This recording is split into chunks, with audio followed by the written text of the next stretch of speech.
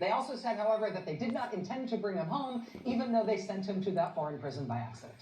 In order to cover up that mistake in that debacle, the Trump administration said that Mr. Abrego Garcia, even though he'd been sent to that prison by mistake, he would never, ever come home.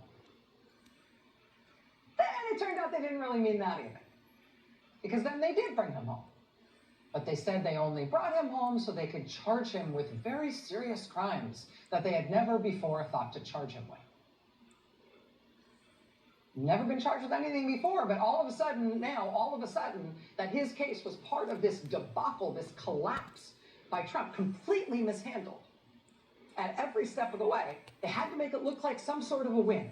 And so they had to come up with some way to make it seem like he was a criminal. And so all of a sudden, just in time, they turned up a cooperating witness who they'd never heard from before, who said, yeah, he was sure that Mr. Abrego Garcia had definitely done some crimes. And sure, he'd testify about it. What crimes do you want me to testify about? They turned up this brand new, never heard from before cooperating witness in prison. He'd been in prison a lot. In December of 2022, police in a place called the Woodlands in Texas, which is just north of Houston, police in the Woodlands received reports of shots fired in a residential neighborhood in the middle of the afternoon one day. They responded to the call. They pulled over a pickup truck. In the truck, they found the driver, also a silver handgun, also several live rounds of ammunition, and 11 spent rounds, so 11 bullets that had been fired. They also found a passenger in the truck who was too drunk to speak with them.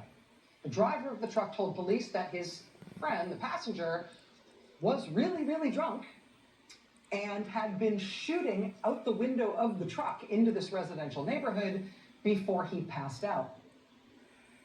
Passenger in the truck was a man who had previous arrests and convictions and jail time for lots of different offenses, including cocaine possession and public drunkenness and driving while intoxicated with a handgun in the car and other crimes.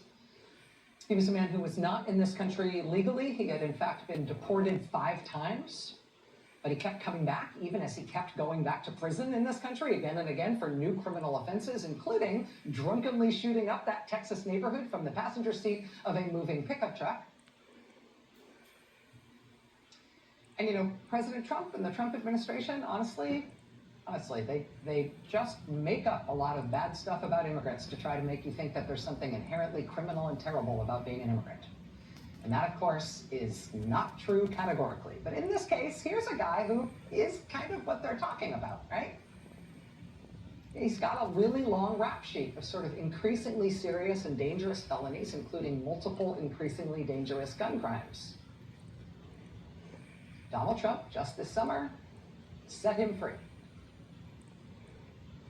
This guy pled guilty to deadly conduct in the Texas incident. He was convicted on federal charges even after that and was already in federal prison serving that latest sentence and set for deportation upon his release. But Donald Trump reached into the federal prison system and sprung this guy, let him out. He's now in a halfway house, set to be fully released in January, whereupon Trump is reportedly set to give him a work permit as well.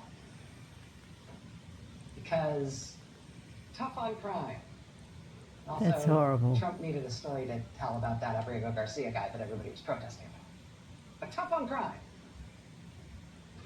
And then there's the convicted child So that sex he can trafficker. testify against a